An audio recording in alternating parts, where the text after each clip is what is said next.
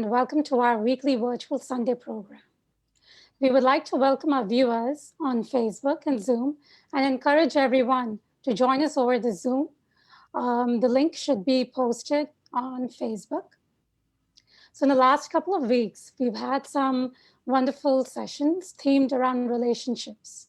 Last week, we had some couples from our community, and they spoke about what love means to them, and the 6 loving exchanges were also discussed. All this was spoken from the lens of devotional service. And those who are interested in finding out more about this, please check out our Facebook page. These sessions are recorded, and you should be able to find them there. Today, we present to you Uttama Devidasi and Partha Prabhu, who will be speaking on the topic of the affection that maintains devotees. This will be followed by a Q&A, so please feel free to ask your questions either in the Facebook chat, or there is a form where you can ask your questions anonymously.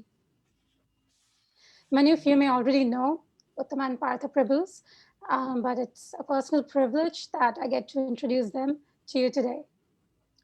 Uttama and Partha Prabhus were disciples of Srila Prabhupada and were initiated in the year 1973.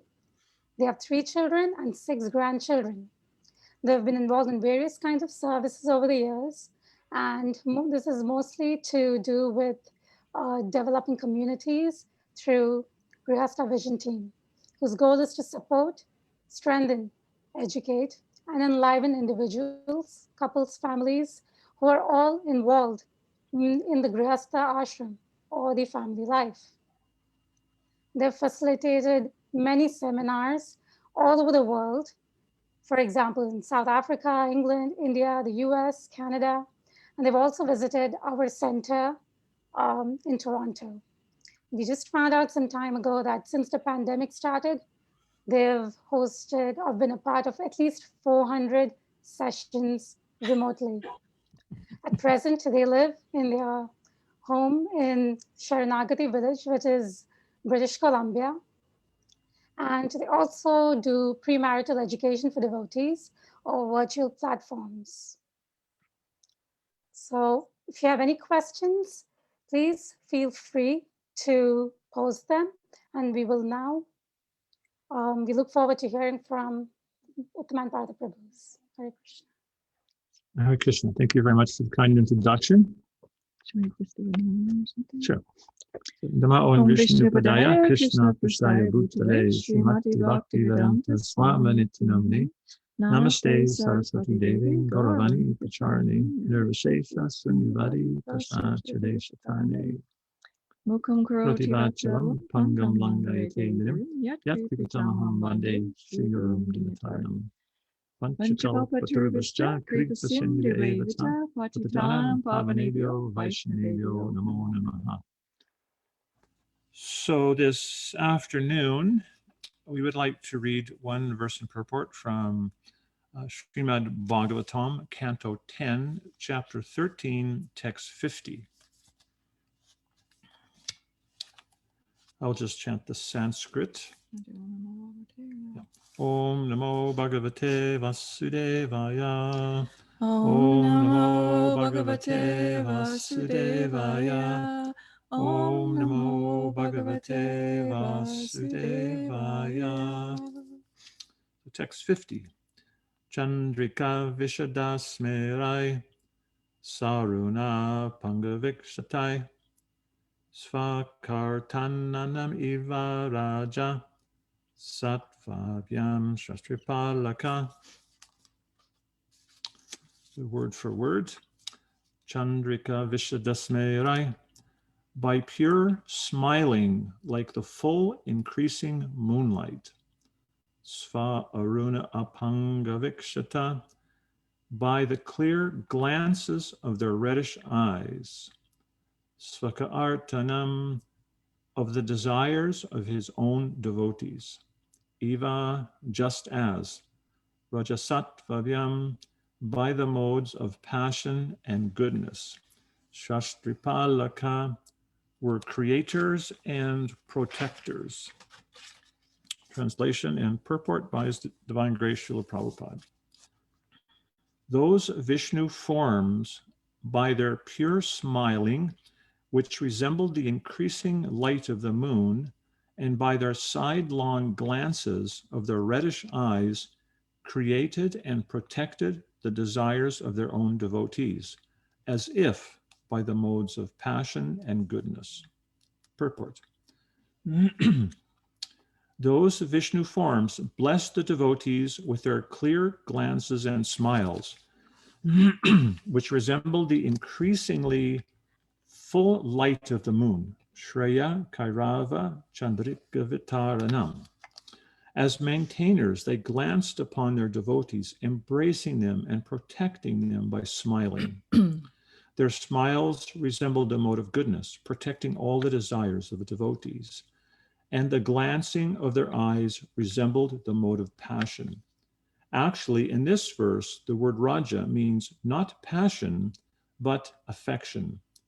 In the material world, Rajagun is passion, but in the spiritual world, it is affection. In the material world, affection is contaminated by Rajagun and Tamagun, but in the Shuddha-sattva, the affection that maintains the devotees is transcendental. The word Svakartanam refers to great desires. As mentioned in this verse, the glance of Lord Vishnu creates the desires of the devotees. A pure devotee, however, has no desires. Therefore, Sanatana Goswami comments that because the desires of the devotees whose attention is fixed on Krishna have already been fulfilled, the Lord's sidelong glances create variegated desires in relation to Krishna and devotional service. In the material world, desire is a product of Rajagun and Tamagun. But desire in the spiritual world gives rise to a variety of everlasting transcendental service. The word Svakartanam refers to eagerness to serve Krishna. In Vrindavan, there is a place where there was no temple, but a devotee desired, let there be a temple and seva, devotional service. Therefore, what was once an empty corner now has become a place of pilgrimage. Such is the desire of the devotees. So that end of that purport is very beautiful because Srila Prabhupada, he wrote these concluding pastimes and purports to Srimad Bhagavatam in Vrindavan. And so Srila Prabhupada is obviously referring to his own experience of how Krishna inspired him. As is described in the purport, Krishna would inspire his devotees who were actually desireless by his sidelong glance. So we see how Krishna somehow inspired Srila Prabhupada to start the Krishna consciousness movement. And one of the great successes of Srila Prabhupada was the erection of the Krishna Balaram Mandir, which is a place of pilgrimage and which so many devotees have visited, and which has brought actually so much life into Vrindavan. Vrindavan has become so popular. So that came from a desire that Lord Sri Krishna implanted in the heart of His Divine Grace Srila Prabhupada. So this is a very significant verse in relationship with the topic you've been discussing the last, this month, I believe, about affectionate exchanges between devotees. And in conjunction with Srila Prabhupada and his mission, we can just reflect from it that how is Srila Prabhupada able to accomplish all the amazing things he did at the age of 70 years, practically coming to a foreign country with 40 rupees and a trunk full of books. And within a very short time, he was able to create a very large, dynamic international society, the International Society for Krishna Consciousness. So how did Srila Prabhupada do that with no money? He simply was following the order of his spiritual master out of love and duty, and he sat down in Tompkins Square Park and he began chanting, and people became attracted, and he offered them prasadam, and he revealed his mind and heart to them about Krishna, and he inspired so many devotees. And so Srila Prabhupada, he didn't create his movement with some huge bankroll. He didn't have a big financial backing to start. He didn't take some huge loan to start the Krishna consciousness movement. He did it by inspiring bhakti and love in the hearts of devotees. That's actually something that's quite inconceivable. So again, it was done by bhakti. It wasn't done by just Vedic edicts that you have to surrender to Krishna, but it was by devotees actually experiencing Srila Prabhupada's love for Krishna and how Srila Prabhupada had compassion and care and love for everyone. And everyone who came in contact with Srila Prabhupada would experience that. And we see around the world, literally thousands of devotees, they gave their lives to Srila Prabhupada. Many devotees had to break their family connections to become a part of Srila Prabhupada's mission, because at that time in the 60s and 70s, Krishna consciousness in Europe and North America and Australia, it was something extremely foreign. So most devotees had to break these family ties to be a part of Srila Prabhupada's mission. And devotees, they gave up their careers, they gave up their educational pursuits. Many devotees gave all their life savings to Srila Prabhupada and just completely surrendered to Srila Prabhupada out of this feeling of indebtedness, that they experienced so much love and care and compassion for Srila Prabhupada that they wanted to reciprocate as much as they could. So the Krishna consciousness movement, it was built upon, as Srila Prabhupada said, these loving exchanges. And that is what the dynamic that forged the shape of the Krishna consciousness movement. And so that Krishna consciousness movement, in one sense, it's an institution, but it's not just an institution.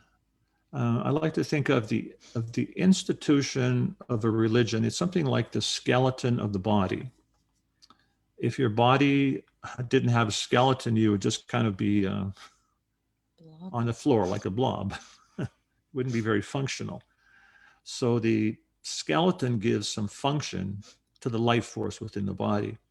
So in the same way, within religions, there is an institution for the purpose of preaching and supporting devotees and propagating the mission. And so that skeleton, that institution, is very essential. But the most important part of that institution is that life force within the institution, which is that mood and feeling of bhakti and love. And that's something that's extremely essential in religious institutions, in families, in communities, that element of loving bhakti. Srila Prabhupada, he wrote once in the first canto of the Srimad Bhagavatam, he was describing how he said all these different emotions like anger and fear and love and affection, he said they can't be abnegated. You can't deny these emotions. Prabhupada said they can't be denied or destroyed or annihilated. And he said, in fact, how these emotions like affection, Prabhupada said they are a, how did he phrase it? A need of this, no, he said it's, what was the exact word? Oh, no, he said affection is a symptom of life.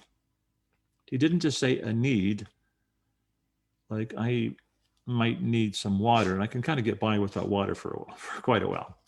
But Srila Prabhupada said that affection was a symptom of life. Like my pulse is a symptom of life in my body. And if my pulse stopped, if you were feeling my pulse and there was nothing there, you would know I was going to expire extremely quickly. So in the same sense, within our lives, our families, our religious institutions, Relationships.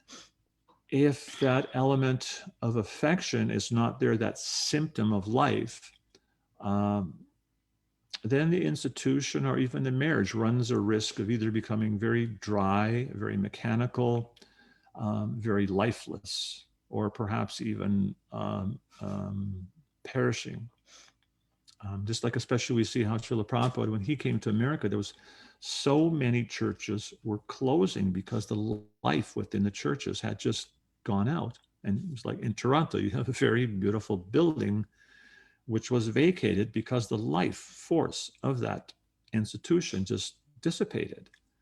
So within our institutions, it's extremely important that we have to cultivate this understanding of what affection means in terms of bhakti. And that's something that cannot be emphasized enough.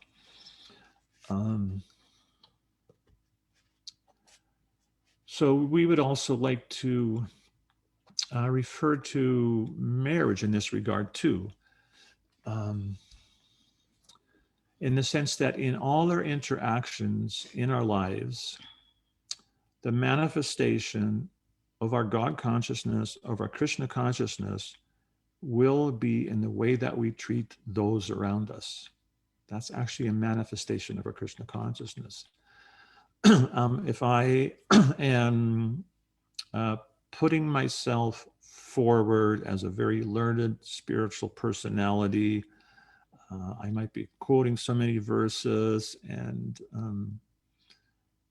wearing dhoti and tilak, but at the same time, if I'm treating my wife in a very disrespectful or offensive or cruel or even abusive way, that is an incredible incongruence. My personal behavior is completely disconnected from the spiritual persona that I'm trying to put forward.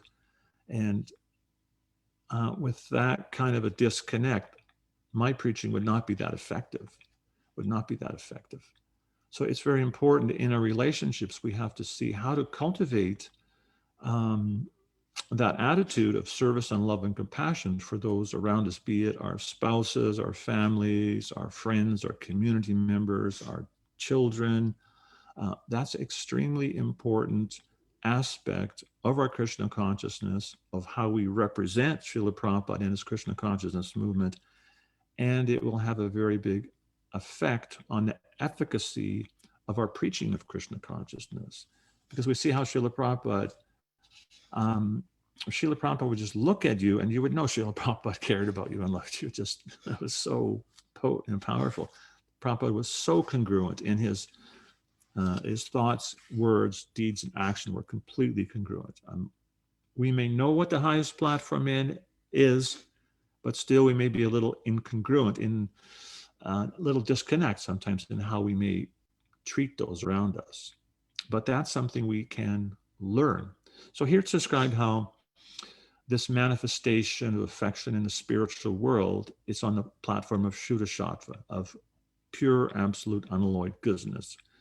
And we understand from Bhagavad Gita how in the material world, the modes of material nature are always competing for supremacy. We're trying to work towards goodness and understanding what pure goodness is, but we may fall a victim to ignorance and passion. And sometimes we may say things not so nice or clearly,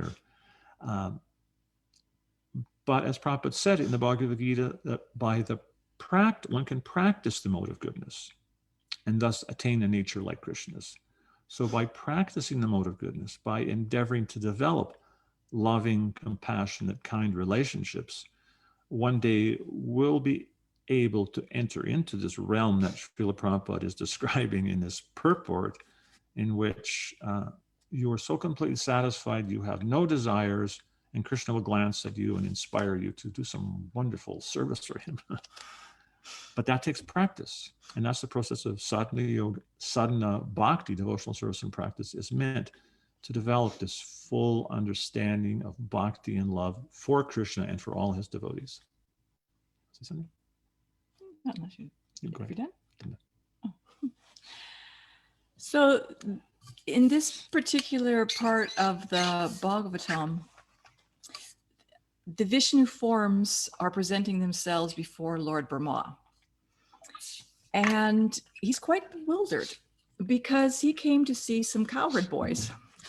And he saw these cowherd boys, which he thought he had stolen and put in a cave. And here they were before him. So he quickly, went to the cave and came back, and they were still here, and he was completely lost. Because this pastime wasn't just to prove that to Brahma that Krishna is the supreme Godhead. He had this doubt that Krishna was really God, because he's sitting there having these like fun, loving relationships with his friends in such a way that Brahma just didn't think God would have it. Have you ever seen boys get together and eat? It's a little sloppy. They throw things at each other. Sometimes they even spew the persona out.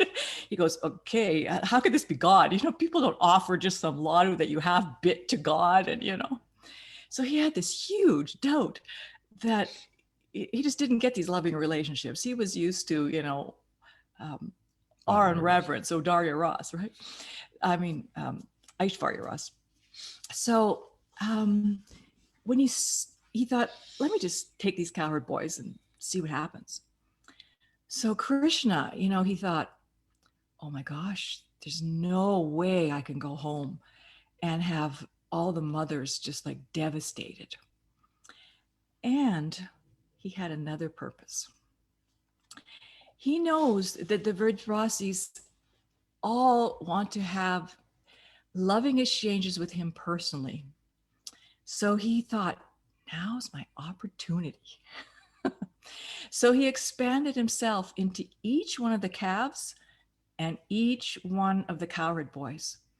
And he did it to the superlative degree. If one little boy had a rip in his dhoti, it was ripped in the same place, the same kind of a rip, different kids smile in different ways, all perfectly replicated.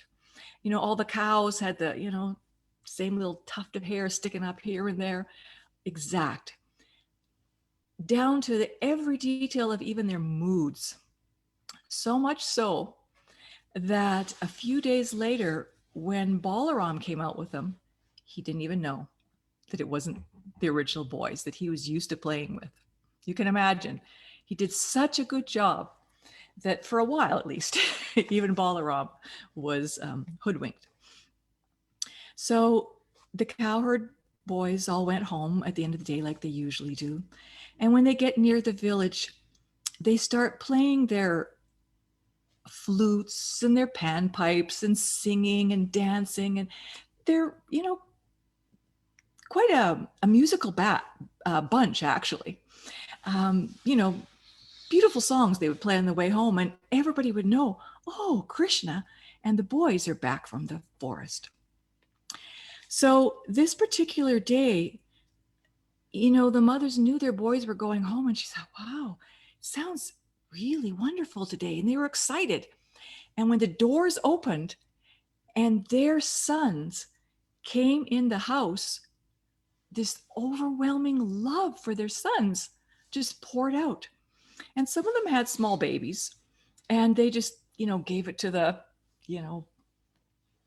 helpers in the house or one of the other kids or something. And they said, come sit on my lap. And they would just invite these, 5-year-old boy to sit on the lap. And the mothers would experience such a swell of love that they would want to nurse that boy, even though he hadn't nursed for years. And when they started nursing those boys, they just experienced a bliss they had never experienced in their life before. Previously, they loved their children, like all mothers do. But one of the reasons that they loved their child was that he was friends with Krishna. And my son gets to go out with Krishna to the forest every day. Each one of them harbored this desire that I wish that I could have Krishna as my son, just like Mother Yashoda. Because every person in Vrindavan, Krishna was number one to them. So Sukadev Goswami describes that when Krishna was tasting the milk of all of these different mothers, that he felt it to be just like a nectarian beverage. And actually, he became very ecstatic because he could experience the love of these mothers increasing their affection towards him. So Krishna is, Yeyata mam prapajante, he reciprocates. And his love also increased. And Jiva Goswami describes something almost inconceivable, that he said that because the mother's love was increasing, his love would increase, until actually Krishna felt that the love of these mothers was double the love that his mother gave him. That's how much he experienced the love of them. Now, of course, we know that, when we went to see Mother Yashoda, she probably increased hers and it would go up, and, she's never the loser. But that's just how much love he experienced in reciprocation. And the same thing happened to the cows. Their calves came, and when they saw their calves, they were just licking their calves as if they were devouring them. They just had never experienced such indescribable bliss. So in this way, Krishna almost blew his cover because he couldn't replicate the love that those cowherd boys had for their own mother. He actually increased it. And we'll see that after the month ended, Balaram started wisening up. So, something's a little off here. This is I haven't seen anything quite this much before. But that whole month, where Krishna had expanded himself into the cowherd boys and the calves, it was just this huge utsava of bliss. And Krishna, it's not like Krishna has a dharma. It's like his inherent core is that he has to reciprocate with the love of the devotees. So when somebody is giving love to him, he just has to reciprocate. And he reciprocates, way more than we do. So he couldn't hide that inherent nature of himself. And, that's something which, as devotees, we get little glimpses of. Like when we go to Vrindavan, sometimes, we see the plastic bags everywhere and we see this and that, but,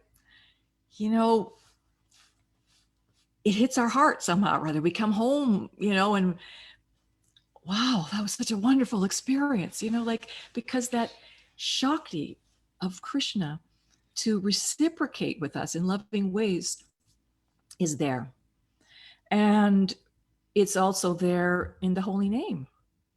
We may think it's just words, but we know that the holy name is non-different than Krishna. And that if somehow or other we can just chant with a little bit of love, then the holy name is going to reciprocate, and Krishna will start to reveal himself to us through that chanting and through the holy name. So we see that it is such a potency that we, just naturally want to take advantage of it. And we see that that's one reason why we all come to the Association of Devotees and to the Krishna Consciousness Movement, because you can perceive that, inherent Shakti is there. Maybe we're just getting a little glimpse of it, and that's why we came, just like, we get a little bit of a buzz when we chant Hare Krishna, and we experience some change of heart when we first took it up. So even in a small degree, we can see how much effect it has. What to speak if we can start to reciprocate fully in our loving exchanges. And in order to be able to fully reciprocate, we need to have association of loving devotees that helps us, and we see their loving dealings, and we go, oh, that's how you do it, or they encourage us. So loving dealings amongst devotees is very, very integral to our advancing in Krishna consciousness and being able to perceive the loving reciprocation that Krishna is willing to give us. So we can see that, you know, it's really nice. Every once in a while, you have these, you know, mundane Valentine's days like we have today. We can just use this as an excuse to really appreciate the effect of loving dealings. Once there was one sage, Yajnavalkya, and he used to be a very influential king. And at the end of his life, he decided, you know, I need to go to the forest and, you know, retire and devote my life to worshiping the Supreme Lord. So his queen, Maitri, she went along with him. And she's became a, you know, a saintly dwelling, a saintly lady dwelling in the forest also.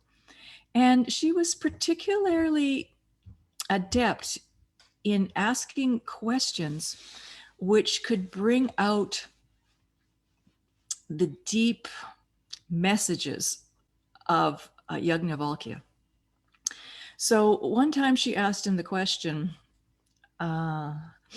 what are those two things that a human being needs that when they get, they won't need anything else?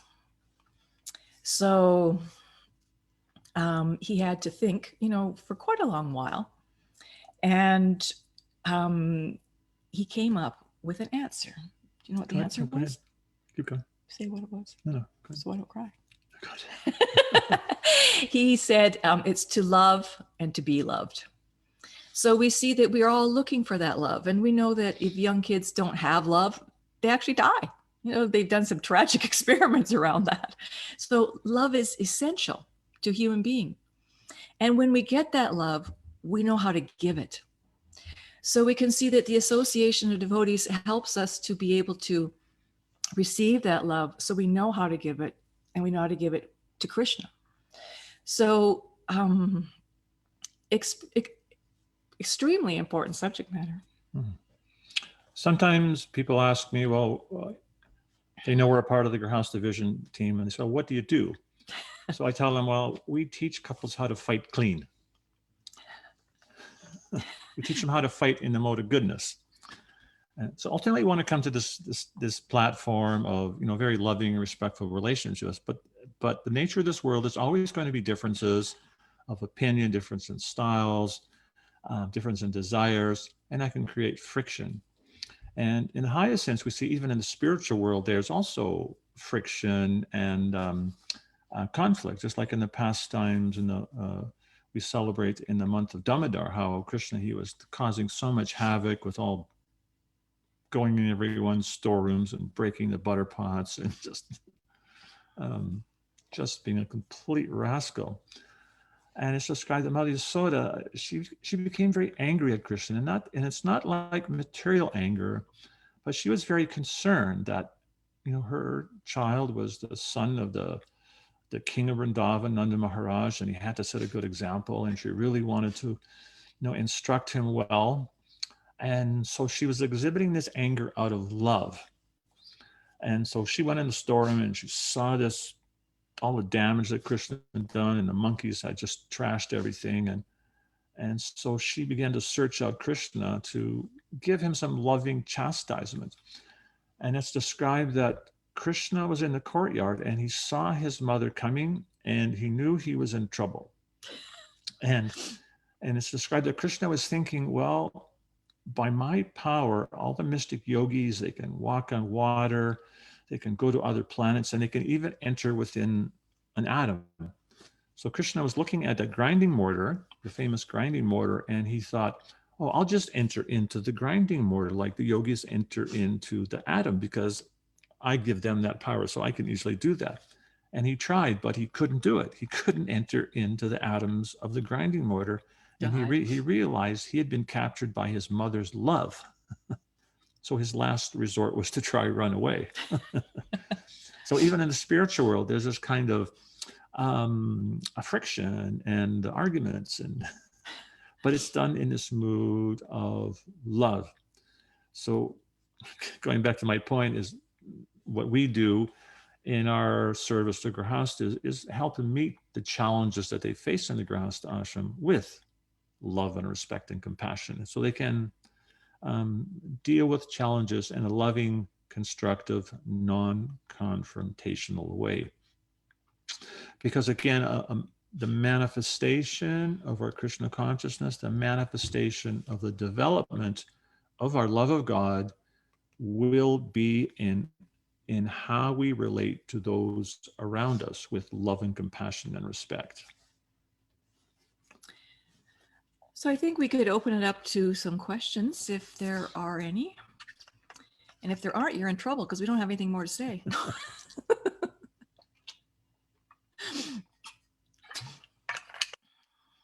Okay.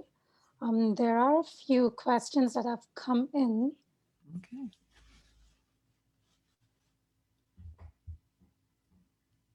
So first off, thank you very much for this wonderful talk. You not only touched some amazing points, like Prabhu, you mentioned how affection is the symptom of Life. Symptom of life, like symptom of soul. So that, and then you also explained affection, how, through the pastime of Brahma's Vimohana Leela and also Damodar pastime.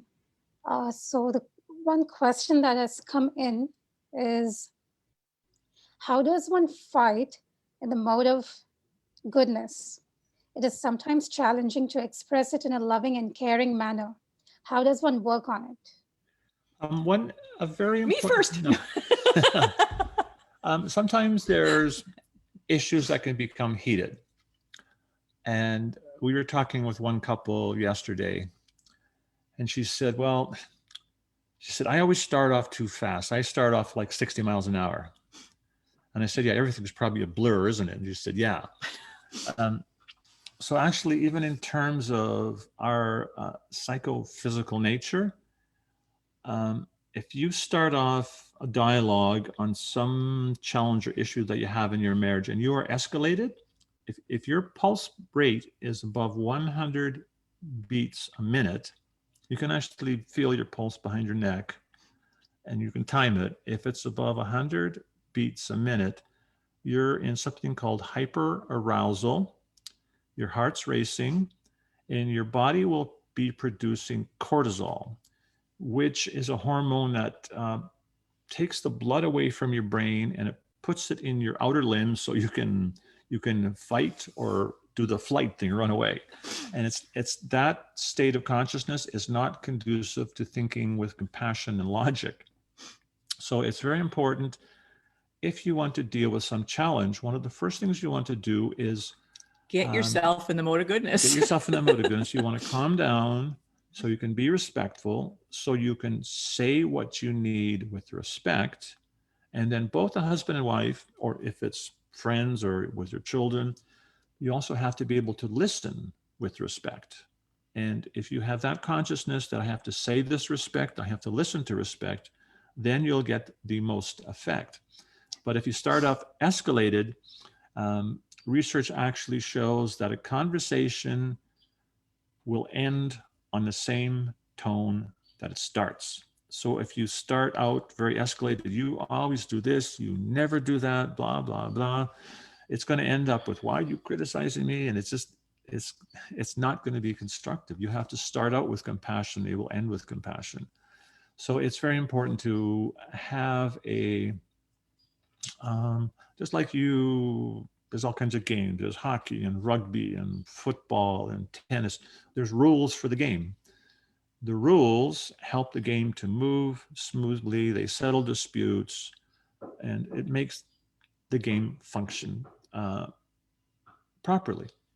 So the same way in dealing with our conflicts, if we can have a defined methodology to navigate that conflict with respect, so we can both be heard and understood and can negotiate the ways to solve the problem or to manage it, then it can be done in a very constructive, non-confrontational way. And you usually have to do that at a time when you're not in conflict. So we usually advise every couple to come up with some kind of a signal. I need a timeout, or maybe you need the timeout. And it's a full stop. We just both agree. We're going to immediately stop, and we're going to go and we're going to do whatever works for us to get to the mode of goodness, so our best self comes out. And it's hard to do because some of us are conditioned to feel abandoned when the person goes off. But if you talk about it ahead of time and you have agreement, no, I'm going to come back when I can deal with you respectfully in a loving way. I'm not abandoning you, right? You have that. So it's something that you do have to make your game plan ahead of time. And you have to have that game plan, and you have to stick to it. Because when you have full respect living and you don't settle for anything less, things are going to go well. It's important to understand that your differences are not your enemies. They're just different. Yeah, those differences are just different. And actually, they're the arrangement of Krishna, so you can practice humility, tolerance, and patience and respect. Where do we think those qualities are going to come from? They're just going to fall from the sky, and all of a sudden I'm going to be more tolerant than a tree? It's not going to happen that way. Krishna's going to put us in a situation where like marriage. like marriage, so we can practice being a little respectful and tolerant and patient. And again, it takes practice. It's not easy, but as they say, practice makes perfect. And that's what bhakti yoga, sadhana bhakti means, devotional service and practice, to practice having that kind of a mood of bhakti, even in our disagreements. But it's possible. Okay. So I'm hearing that we have to know how we function, and then we communicate that with our partner. Okay. Mm-hmm. So there is, sorry. Okay. I was going to say it's applicable to kids too. Mm-hmm. Because when your kid's freaking out, we tend to get escalated. And then we respond, just shut up, or whatever. Mm-hmm. But we have to actually calm ourselves first, because the kid's going to, and then we help the kid calm, and then we can get them to do what they need to do, because they can't do it when they're in that escalated state. It's impossible. That cortisol's clouding their reasoning thing. And even though they know how most of the time, when they're in that state, they can't access that knowledge. So we really need to model the mode of goodness, and then our kids will learn how to model it also. So there is a related question. How can we learn to be affectionate when we have not had good experiences growing up? Mm-hmm. Part of the reason we do what we do with premarital education and marital education is to help individuals get a vision and understanding of what a healthy relationship looks like. Because as you're saying, if one doesn't have role models in one's life, one can enter into marriage, and then one won't really have a reference point for what a healthy relationship looks like. And that's a very difficult position to be in. But if you can understand what are the symptoms of a healthy relationship, what are the impediments to healthy relationships, how to keep a relationship healthy, there's constructive things one can do, there's ways to repair the kind of disconnects that happen. If one can get that kind of education, that can greatly facilitate one's relationship. Actually, in 1971, exactly 50 years ago, Srila Prabhupada wrote a letter. Some temple president asked if some devotees could get married, and Srila Prabhupada said, yes, they could get married, but first they must be counseled by some senior devotees. Because Prabhupada was very concerned there was some discord in marriages happening at that time. So he wanted some kind of marital mentorship or education before marriage. And that letter just ended up in the archives and everyone forgot about it. So our group 15 years ago, we actually started doing this, trying to help support marriage and do marital education. We found that letter and we thought, yes, this is what Prabhupada wanted. I think that a good place to start is to start by looking for things that you appreciate and expressing them. Oh, I really like the rotis today. They were just like extra soft, or whatever, and made me feel,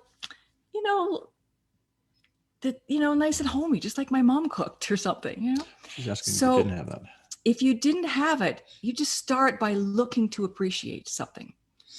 And when you try to express that appreciation, if you can kind of look into yourself and see, why do I appreciate it?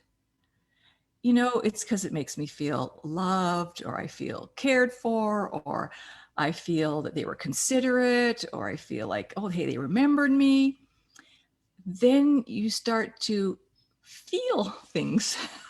You do feel things, but that kind of an upbringing causes you to cover that feeling.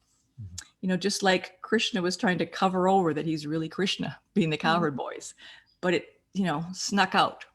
So your affectionate dealings can sneak out too with a little bit of practice. And a good place to start is by just expressing at least appreciation. Maybe you don't have to, it's hard for you to express, I love you, or that made me feel this, but just start with appreciations. And, it's kind of like a domino. You do one thing and, you'll figure out what to do next. And, so I would say start there. Love and affection. It's not just a diamond engagement ring, and it's not just a big box of chocolates on Valentine's Day. Or didn't you get me chocolates? Love and affection is actually many small things often, like Uttama was saying, those kind of acts of appreciation or little acts of service and acknowledgement of your spouse's emotions or feelings, or many small things often. It's very important for cultivating that mood of love and affection. It's like the other day I went to town and I bought some things, and I came back, I'd ordered some, big bags of things came in, and my husband said, you didn't call me to help you. And I said, well, I thought I didn't get much exercise lately. I thought maybe I would just, but he always wants to help me with that. So that's affection, There are a couple of questions that are related. So when considering a spouse, what is important and what are the qualities that one should look for, and how much should one be willing to compromise? For spouses? Well, you want to shoot for the rhino and not compromise too much. At the same time, you don't want to remain single forever. So you want to get Mr. Good Enough or Mrs. Good Enough. So it's, what do you want to compromise on? So we all have to understand that when we marry something, we're getting a set of problems. So what kind of problems am I willing to deal with? Like, I'm not particularly willing to deal with alcoholism, like I just, that's not a compromise for me, I'm not going to marry somebody who's, So you just have to see what your nature can handle in the form of problems and what you can compromise on that allows you to still live by your core values. One thing you can do is you could draw two concentric circles, one circle and a larger circle on the outside. And in that inner circle, you write down what are your core values, your core needs in life that are the no compromise areas, that are the deal breaker items. And then on the other outer circle, the things that you could compromise on. And sort of have that in your vision, because Krishna, he's since time immemorial, he's been fulfilling the desires of everyone. And if we're kind of clear on what we're looking for in a spouse, Krishna will actually help us find someone. But if we're a little vague about what our own values are, it's going to be a little hard for us, and it'll be hard for Krishna to send the right person because we're not clear on what we want. So it's very important to do that internal work ourselves to see what really are my essential core values. So when you're looking for somebody, you want to see that there's at least a fair bit of compatibility in your personalities, your lifestyle, and your values. Because those tend to be your core ways in which you live.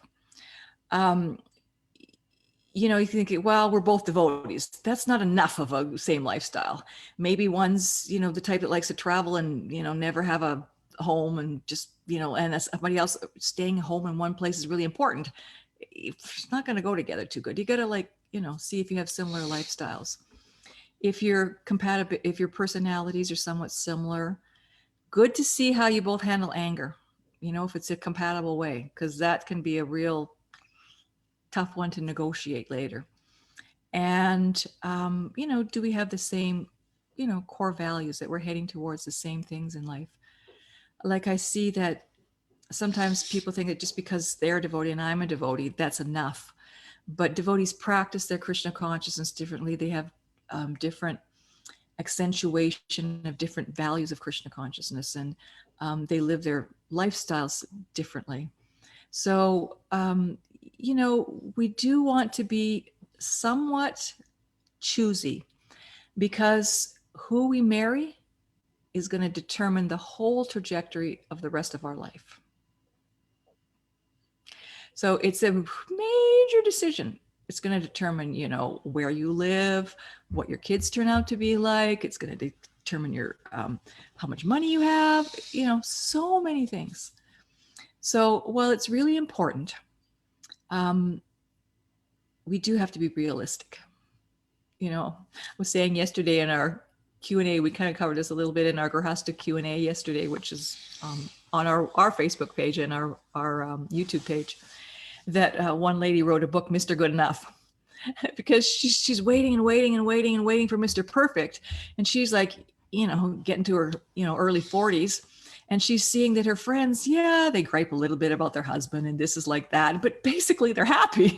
She says, and here I'm looking for Mr. Perfect and I'm still single. So, you gotta do the balance. One caveat is also that there is no such thing as a perfect marriage. Even if a couple has a high degree of compatibility, there's always going to be differences, because by our spiritual natures, we're very unique individuals.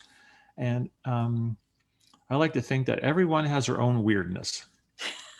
We're all a little bit weird in our own unique ways.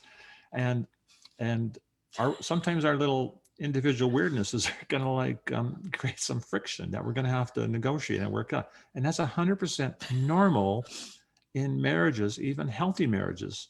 There's differences that couples have to work out and negotiate, and it's 100% normal. And so that's one thing to have in mind too, that there is no such thing as a perfect marriage. You want to find as much compatibility as possible, but and then respectfully deal with your differences. Yes. So there's one question here. It's more to do with dealing with differences, as you were mentioning, and to do with if you've been married for some years, say 8 to 10 years, and there are differences in terms of wanting to have kids or not, then how do you deal with such a situation? There's only 3 ways to deal with that one. You have kids, you don't have kids, or you split up. That's a really tough one to negotiate. And when we do premarital education, that's the first thing we ask them. Do you both want kids, or do you both not want kids? So that's one of the things which we would really recommend you discuss ahead of time. So you didn't discuss it ahead of time, or you've changed your mind. And here we are, 8 to 10 years into marriage, and, I'm ready and he's not, or vice versa, right? What to do? You have to, sit down and have that heart-to-heart talk. See, if you can compromise, if you can't, how you can do it. Well, I could have one, but I can't have three. Whatever it is, why it's so important to you to have kids, and why you just really feel that you can't. Because sometimes in those conversations, you'll see that someone just feels like, I couldn't be a good parent. And then they're thinking, well, what about it being a good parent am I afraid of? And then you can maybe address those fears, so they're not there anymore, or they can get skills or something. And, so sometimes it's might not be as cut and dry as it seems to be on the surface. So that's my 2 bits worth. If you can get 1 cent out of it, I hope. So one question is, how do we experience God's affection in our chanting? I would say chant attentively. As simple as that, chant attentively. I had the experience in 1977 of spending time with Srila Prabhupada in his final days. And several days before Srila Prabhupada left, he just requested that just japa be chanted in his room. So I stayed in Prabhupada's room sometimes from probably 6 in the morning till 9:30, 10 o'clock at night, just chanting japa the whole day in front of Srila Prabhupada. And if you were to ask me, what is it like to be in Srila Prabhupada's presence, I would say just chant japa attentively. You'll actually experience the presence of Krishna and Srila Prabhupada. I'm saying that from complete conviction. So the more you chant attentively, and the more you try to read Srila Prabhupada's books and not just memorize, but actually try to understand how you can implement what you have read in your life, you'll begin to experience how Krishna is manifesting in your life. So it comes through that process of hearing the holy name, hearing the scripture, and really, especially being present to perceive how Krishna is manifesting before us. Because sometimes our mind is moving so fast, we can't really perceive that Krishna is even there.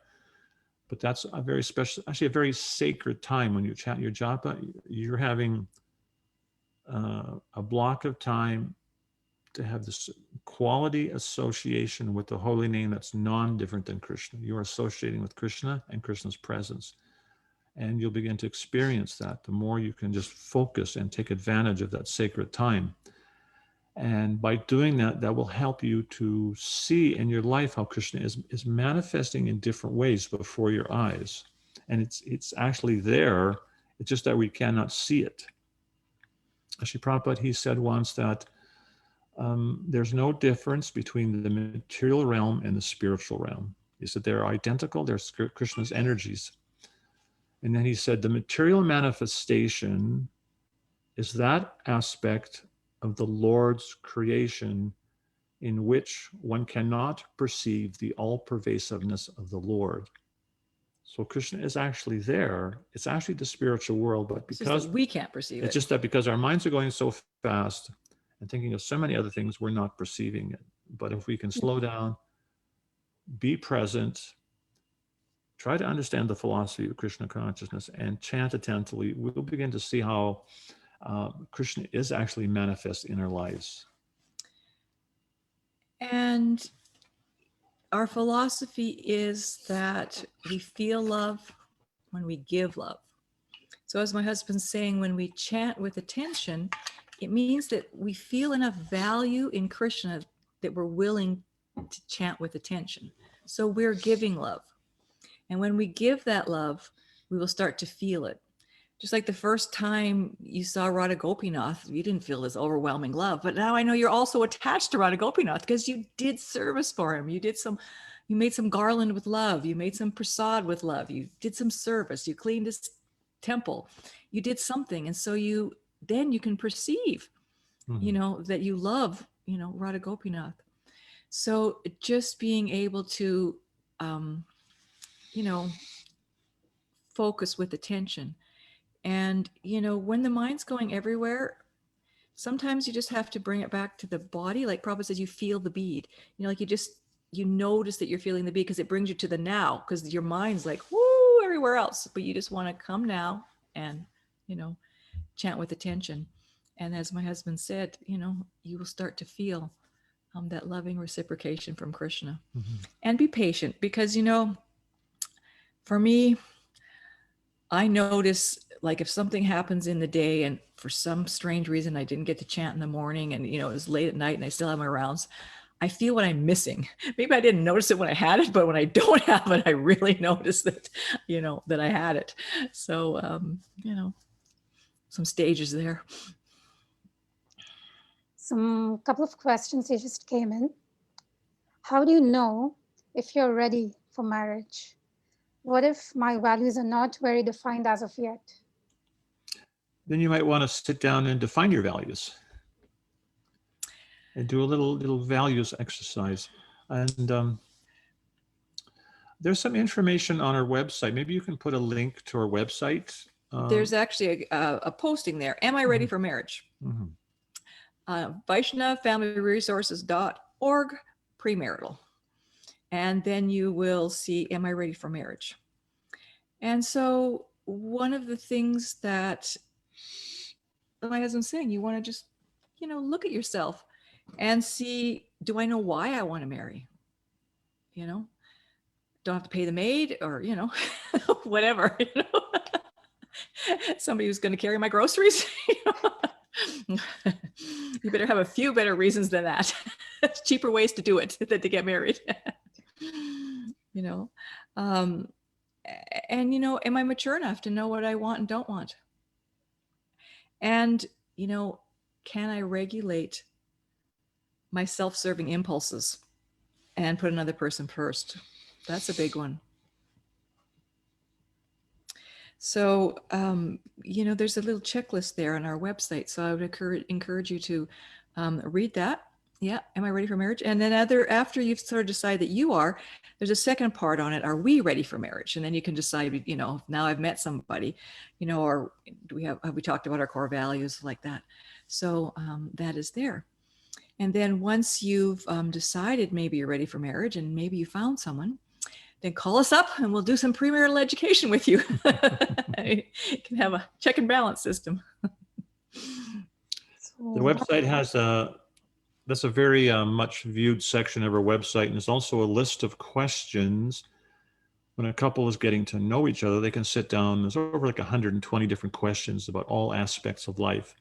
And we encourage couples to sit down and discuss those questions. And that one list of questions, it's probably viewed over 10 to 15,000 times a year. So it's a very good resource. And I know that for some of you, you know, your parents might be arranging, you know, with a girl or a boy in India. And so we've had lots of people like that they talk over Zoom about those questions with the person that's the perspective, you know, and it helps them to be able to make a decision about going forward. What makes a marriage a spiritual relationship? This is the last question. Okay. What makes a marriage? A spiritual relationship. That you put Krishna at the center. How do you do that? And I would say by realizing Krishna is at the center, because Krishna, I was just describing this yesterday, Krishna's in the center. He's within every atom. So he's in the middle. He's on the inside. He's on the outside. He's on the left. He's on the right. He's above and below. He's within every atom. How come we think he's not in your marriage? Yeah, how can you think he's not in his marriage? It's impossible. He's everywhere. But we have to realize it. So we can spiritualize our marriage by doing the things that help us to realize that Krishna is everywhere. And especially by consciously realizing that our behavior will be a manifestation of our spiritual consciousness, that will help us realize Krishna. Because Krishna says, if one who says my devotee, he's not really my devotee, but one who's my devotee of my devotee of my devotee, he's my devotee. So if we treat our spouse or community, family members with love and respect, that's pleasing to Krishna, and he's going to he's going to be more likely to reveal himself. So if we can develop those godly behaviors, we'll realize God. And at the same time, if we realize that God is in our home, he's just on the other side of the room here. We have Gauranitai deities here, and there's Radha Krishna behind us here. So if I actually realize, well, Krishna is like right behind me, I'm going to treat this lady with respect because, well, Krishna is right there. I better treat her nicely. So it's like a double-edged sword. If I realize Krishna is in my home, I will manifest spiritual behavior. If I manifest spiritual behavior, that'll actually help me realize Krishna is in my home. And some of the spiritual behavior is, cooking together with devotion, somebody offering it with devotion. We have to do those devotional things for Krishna in our everyday life. And that also greatly spiritualizes our relationship. So really, there shouldn't be much difference between the temple and our home. Mm-hmm. It may be the quantity of how, we're not doing 6 pujas a day and, offering 54 items of foodstuffs, but, to some degree, same activities. And also realizing that having a healthy marriage, it's actually your spiritual duty. Like Prabhupada, he basically just requested us to do 2 things, to chant and be happy. So we have to have happy, peaceful, stable marriages. Doesn't mean there won't be challenges, but even amidst those challenges, we can be peaceful in the sense that we're progressing towards Krishna. So it's a very important responsibility. And if we take that responsibility, especially as we're followers of Srila Prabhupada and Lord Chaitanya Mahaprabhu, Krishna can actually empower us beyond what we think our own abilities are. And it's really bad preaching if you don't perceive your marriage as spiritual and you're acting in a spiritual way. Because people say, how come that devotee got divorced? Like, people don't get it, or it's not attractive that they come and they go to someone's house and they're fighting and it doesn't look very spiritual atmosphere. How is Krishna consciousness actually applied? We have to, exemplify spiritual behavior. Okay. So thank you so much, Prabhus, for your time today. It was a very insightful session. We discussed not just pastimes, but also practical ways in which we can have affectionate relationships with devotees inside and outside your personal family. And we really look forward to seeing you in person, hopefully. So thank you so much. Yes, in 3 dimensions. Yes, Hare Krishna. Thank you. Hare Krishna, Prabhus. Hare Krishna. A couple of quick announcements for our viewers. Great. We will continue with our weekly programs, which are every Sunday at same time and same link. On Sunday, the 21st, we have another guest speaker, which is His Holiness Jai Advaita Swami Maharaj. And he will be speaking on Sri Krishna Chaitanya Prabhu Nityananda. That's the title. And he will be setting the mood for the upcoming festival of Nityananda Trayodasi. On February 25th, Thursday, it's the appearance day of Lord Nityananda Prabhu, and we will continue to celebrate virtually. As the temple remains closed, please do join us. We have a program starting 6:30, and it will include bhajans and also viewing of darshan from different devotees' homes. So again, link will be shared with you, and please do join us for that. On February the 24th is also Varaha Dwadasi, and which is the appearance of Lord Varahadev. We will have a special presentation on the Dasha Avatar at 6:30 in the evening. So please do join in for that as well. We have a lot of exciting programs coming up for the last 2 weeks and further. So please stay tuned. Join us on our Facebook as well as the Zoom. And yes, thank you, Prabhus, for joining today. And we look forward to seeing you this week. Hare Krishna.